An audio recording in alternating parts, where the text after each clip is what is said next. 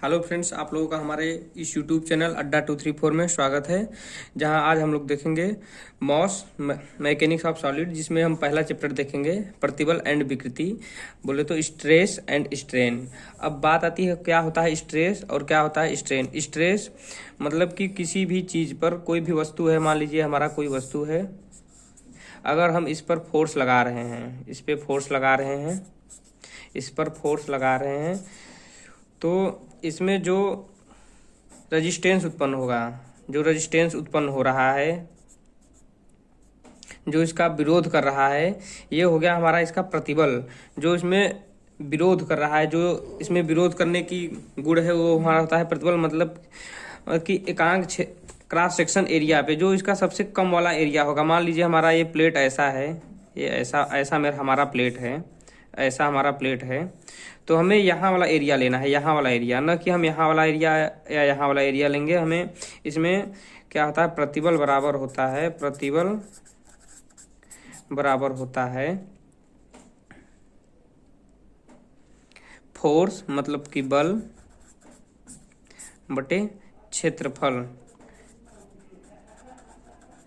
ये क्षेत्रफल एक क्रॉस सेक्शनल एरिया वाला क्षेत्रफल होता है, जो कि सबसे कम हमारा क्षेत्रफल होता है उस बॉडी में। जो सबसे कम क्षेत्रफल होता है, उस क्षेत्रफल को हम यहाँ पे लेते हैं, इसीलिए इसको प्रतिबल बोलते हैं। नहीं तो यह दाब के बराबर हो जाता है। अगर क्रॉस सेक्शनल एरिया हम बड़ा वाला या कहीं और का लेते, सबसे कम वाला न लेते, तो यह हमारा प्रतिबल न होकर के यह हमारा दाब हो जाता है। यही है दाब और प्रतिबल में डिफरेंस। बात आती है विकृति की। क्या होता है विकृति, क्या है विकृति? विकृति अगर किसी बॉडी पे, कोई भी हमारा ये बॉडी है, अगर इस पे हम फोर्स लगा रहे हैं, इधर से यहाँ से फोर्स लगा रहे हैं, तो इसके डायमेंशन में, अगर इसकी प्रारंभिक डायमेंशन डी है, अगर इसके डायमेंशन में जो कमी आई है या जो वृद्धि हुई है, अगर इस पे कंप्रेसिव फोर्स लगा रहे हैं, तो इसके डायमेंशन में जो कमी आई है, जो कमी आई है और जो प्रारंभिक डायमेंशन है, यही हो गया इसकी विकृति। विकृति को स्मॉल ई से प्रदर्शित करते हैं। विकृति बराबर हमारा हो गया, विकृति बराबर हमारा हो गया, विकृति बराबर हमारा हो गया कि जो कमी आई है प्रारंभिक, मतलब जो थी डी माइनस जो हमारी बाद में हुई है d1/d, इसको हम बोल सकते हैं, जो कमी आई है वो आ जाएगा हमारा स्मॉल डेल्टा d/d। यही हमारा होता है विकृति। मतलब उसके बीमा में जो कमी आ रही है, उसके बीमा में जो चेंज हो रहा है, वही है हमारा विकृति। अब देखते हैं प्रतिबल क्या है। इसको इसका परिभाषा के रूप में देखते हैं। किसी वस्तु के एकांक क्रॉस सेक्शनल क्षेत्र पर लगाए गए बल को प्रतिबल कहते हैं। किसी वस्तु के एकांक क्रॉस सेक्शन क्षेत्रफल पर लगाए गए बल को प्रतिबल कहते हैं। इसे रो से प्रदर्शित करते हैं। रो बराबर होता है F/A, जो कि क्रॉस सेक्शनल एरिया होता है। यह F हमारा होता है फोर्स, A होता है हमारा क्षेत्रफल, यह A हमारा क्रॉस सेक्शनल एरिया होता है। अब बात आती है स्ट्रेन की। स्ट्रेन हमारा क्या है? किसी वस्तु के ऊपर किसी वस्तु पर लगाने पर, किसी वस्तु के ऊपर बल लगाने पर वस्तु के बीमा में हुए परिवर्तन को विकृति कहते हैं। यही चीज बता रहा है जो हमने अभी आपको बताया है कि किसी वस्तु के ऊपर फोर्स लगाने पर उसके बीमा में जो परिवर्तन आता है, वही हमारा होता है विकृति, वो हमारा होता है विकृति। अब हमें प्रतिबल कितने प्रकार के होते हैं, ये भी हमें जानना होगा। प्रतिबल हमारे मेनली 3 प्रकार के होते हैं। एक होता है टेंसाइल, मतलब कि तनाव प्रतिबल।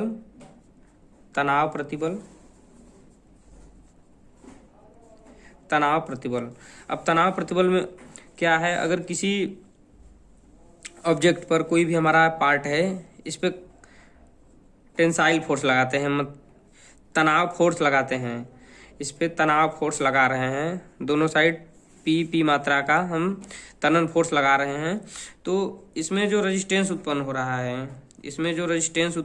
है, जो इसके डायमेंशन को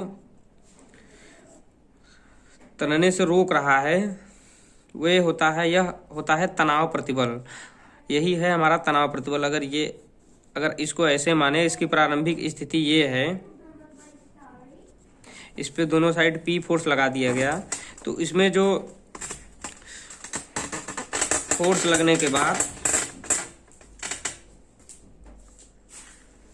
इसका डायमेंशन हो जाता है, पहले ये L था, अब इसका डायमेंशन क्या हो गया, ये और ये भी बढ़ गया यहाँ से यहाँ तक L प्लस, अगर इन दोनों डायमेंशन को हम x मान रहे हैं तो ये हो गया। अगर इसको हम x/2 और x/2 मान रहे हैं तो ये हमारा x, मतलब L प्लस x है। इसके डायमेंशन में कितनी वृद्धि हो जा रही है, x की वृद्धि हो जा रही है। ये हमारा तनाव प्रतिबल हो गया, मतलब कि टेंसाइल स्ट्रेस। अब एक और स्ट्रेस होता है, दूसरा स्ट्रेस क्या होता है, कंप्रेसिव स्ट्रेस। दूसरा स्ट्रेस होता है हमारा कंप्रेसिव स्ट्रेस। ये कोई हमारा ऑब्जेक्ट हो गया, पार्ट हो गया,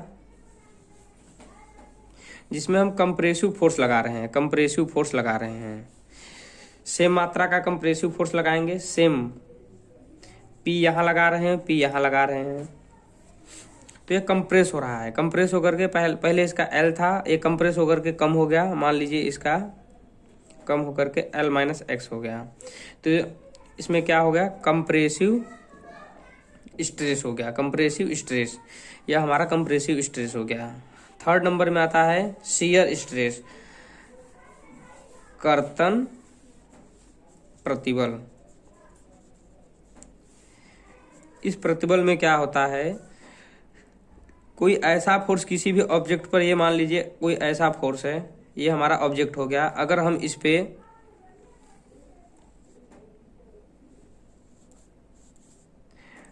यहाँ P फोर्स लगाएं और यहाँ पर भी P फोर्स लगाएं, तो ये हमारा जो ऑब्जेक्ट है इसमें एक काटने की प्रवृत्ति करेगा, मतलब इसको अलग करने की प्रवृत्ति करेगा।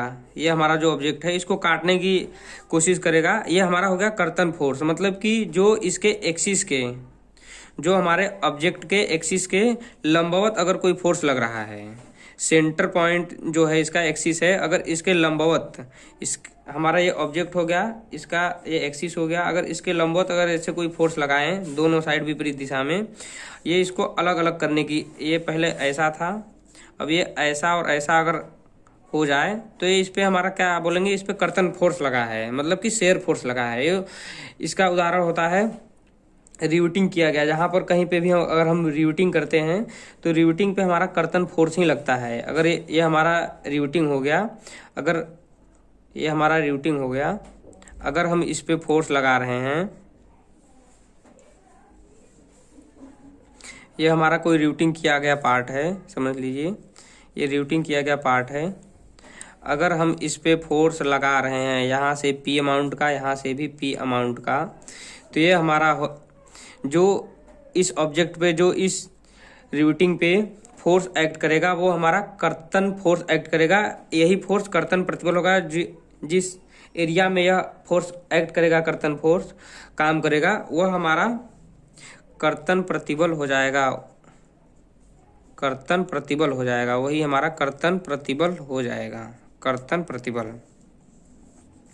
अब हम यहाँ पे सबसे पहली बात आती है कि हम यहाँ सेम अमाउंट का ही फोर्स क्यों ले रहे हैं।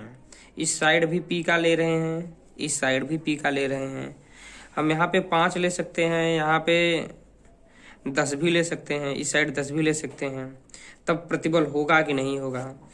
तब प्रतिबल नहीं होगा, तब ये इसमें डिफॉर्मेशन न हो करके इसमें विस्थापन होगा। यह यहाँ से यहाँ आएगा, इस पे ज़्यादा, क्योंकि इस साइड ज़्यादा फोर्स है तो ये इसको खींच लेगा, खींचता हुआ इसको आगे लेके चला जाएगा, और ये 5 वाला सीधे इसके पीछे भागता हुआ चला जाएगा, क्योंकि इस साइड 5 न्यूटन का फोर्स ज़्यादा हो रखा है, 5 न्यूटन का फोर्स ज़्यादा हो रखा है। प्रतिबल और विकृति हमारा कब होगा? जब सेम अमाउंट का फोर्स विपरीत दिशा में किसी ऑब्जेक्ट पे कार्य कर रहे हैं। जैसे हमारा ऑब्जेक्ट हो गया सेम अमाउंट फोर्स, मतलब ये अगर 5 kg है, ये भी अगर 5 kg का फोर्स होगा, तभी इस पे प्रतिबल होगा, तभी इस पे विकृति होगा। अगर इस साइड 10 का हो गया, इस साइड 5 का हो गया, तब इसमें न प्रतिबल होगा न इसमें विकृति होगा। अब बात आती है विकृति की। विकृति कितने प्रकार के होते हैं? विकृति भी सेम प्रकार के होते हैं। विकृति, कर्तन विकृति, ये भी होता है, कर्तन विकृति होती है, कर्तन विकृति। अभी हमने कर्तन प्रतिबल बताया, अब कर्तन विकृति बता रहे हैं। कर्तन विकृति में क्या होता है, ये हमारा मान लीजिए ऑब्जेक्ट है, कोई ऐसा कोई ऑब्जेक्ट है, अगर हम इस पे यहाँ से फोर्स, इसको फिक्स कर दिया जाए, इस पे हम यहाँ से फोर्स लगाएं, यहाँ से फोर्स लगाएं, यहाँ से भी सेम अमाउंट का फोर्स लगे, यहाँ से भी सेम अमाउंट का फोर्स लगे, तो ये क्या होगा, थोड़ा सा टिल्ट हो जाएगा। ये तो यहाँ फिक्स है, रिजिड बॉडी है, यहाँ पे थोड़ा सा यहाँ से टिल्ट हो जाएगा, ये टिल्ट होकर यहाँ चला जाएगा, ये टिल्ट होकर यहाँ चला जाएगा। ये वाला जो एंगल है, ये हमारा जो एंगल आता है, यही हमारा होता है कर्तन विकृति, यही हमारा होता है कर्तन विकृति, यही हमारा होता है कर्तन विकृति। विकृति को हम आप लोगों को बता चुके हैं कि विकृति का क्या होता है। विकृति का फार्मूला हमारा होता है स्मॉल ई बराबर जो चेंज हुआ है उसके डायमेंशन में और प्रारंभिक डायमेंशन, जो उसके डायमेंशन में चेंज हुआ है और वो प्रारंभिक डायमेंशन। हम देखते हैं विकृति और प्रतिबल, यहाँ देखते हैं। पहले हम स्ट्रेस जो है हमारा टेंसाइल स्ट्रेस, पहले हमारा इस पे P1 एक्ट कर रहा था, फिर पहले इसकी लंबाई L थी, अब इसकी लंबाई L+X हो गई। इस पे टेंसाइल स्ट्रेस काम कर रहा है। कंप्रेसिव स्ट्रेस, पहले इसकी लंबाई L थी, अब इसकी लंबाई L-X हो गई। ये हमारा हो गया कंप्रेसिव स्ट्रेस, मतलब कि इसको दबा रहा है, अंदर की साइड दबा रहा है, इसको खींच रहा है, बाहर की साइड खींच रहा है। शियर स्ट्रेस में क्या कर रहा है, इसको यहाँ से काटने की कोशिश कर रहा है, जैसा कि यहाँ चित्र में हम दिखाए हैं, इसको यहाँ से यह काटने की कोशिश कर रहा है।